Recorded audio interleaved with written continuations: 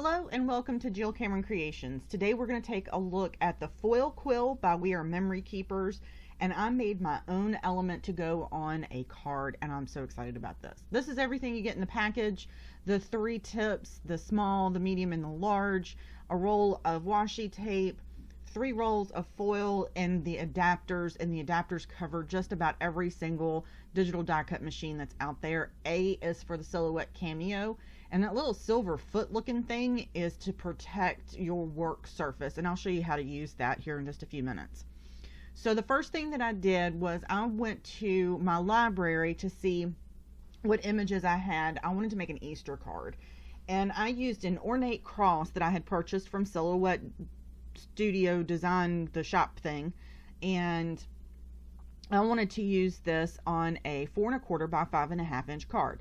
So in order to make sure that I size my cross correctly, I first created a I originally did this with a voiceover, and then I went back and listened to it, and it was horrible, so I just decided to delete the voiceover. So you'll have to deal with me mousing around a little bit on the screen. Sorry about that.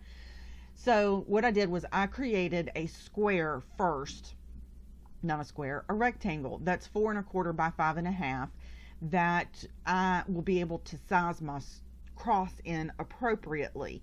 I don't cut the square or the rectangle. I don't do anything with it except to use it to size my element properly for the front of my card. A couple things to remember while we're watching me go ahead and create this. Couple things to remember: the foil quills are not going to fill in the inside of a design. Where the cut lines are on any image is where you're going to have the foil lines.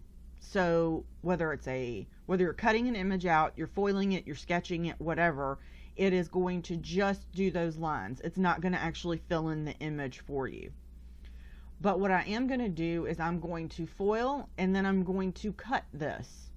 So to do that, I went ahead and I changed the outside line to a different color, and I'm going to change that to black or blue or purple or whatever color I decide that I'm going to do it in. So I went ahead and changed that to black, and then when we send this to the machine, what we're going to do is we're going to choose what to do with it by line. And in order to do that, and the good thing about doing it by line like this is the first thing that you see, the first line right there, is what's going to happen first.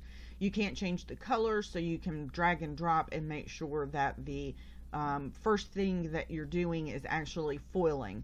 So to foil, what we need to do is to move the red up, which I don't catch on to for a second or so.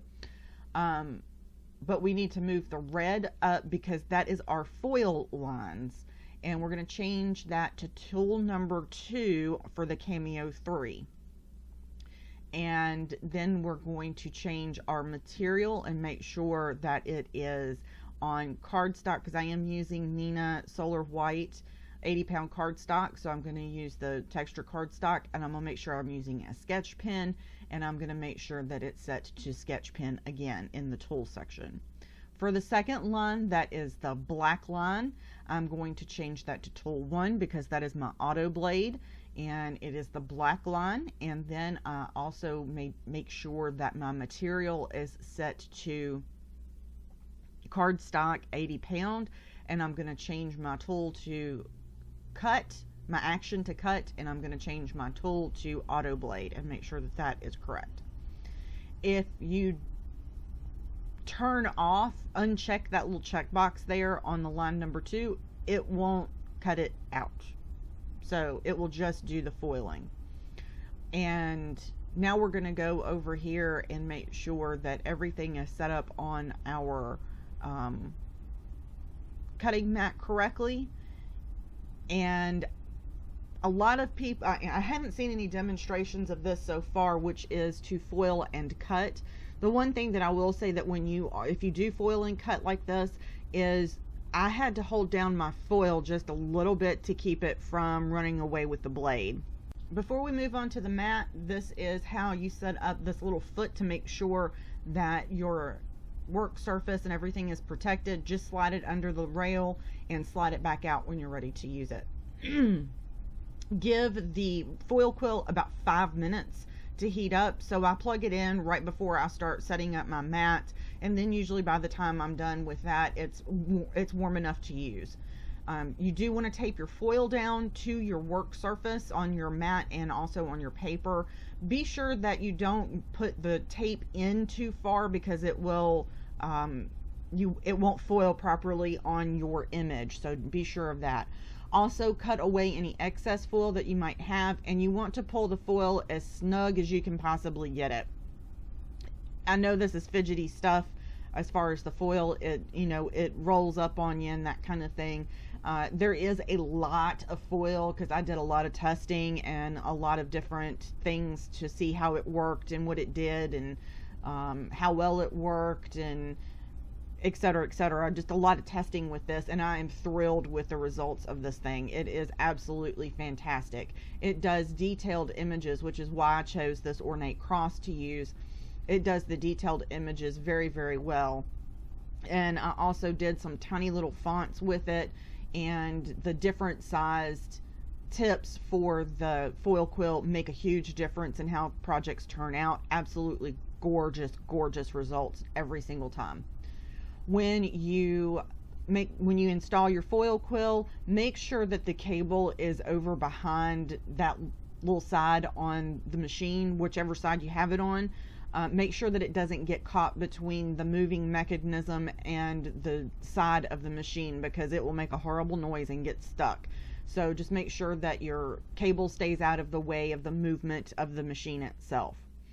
When this finishes, it's going to go ahead and cut. So I haven't seen this demonstrated, and I haven't seen that it's quote what recommended or anything, but I was like, well, why not give it a try? It's just foil. Because you can hold the foil down a little bit and it will work just fine. On the first side of the foil right here, when it starts cutting, it's absolutely perfectly fine, but when it moves to the other side, of course, it's not attached to anything, so you have to kind of hold your finger down on it, and it cuts out the paper itself beautifully, as you can see. Here's my finished card. Check out more details on how I made the card over on my blog at jillcameroncreations.com. Don't forget to subscribe. Have a great day.